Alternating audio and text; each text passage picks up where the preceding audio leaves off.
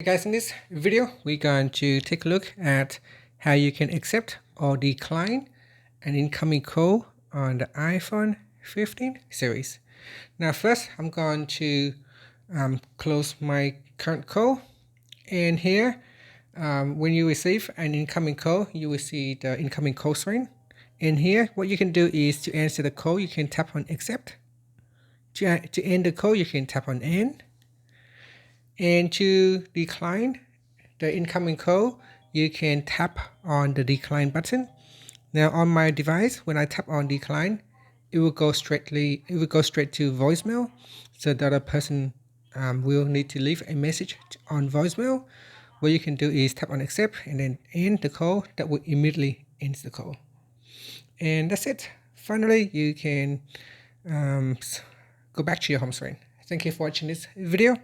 Please like and subscribe to my channel for more videos.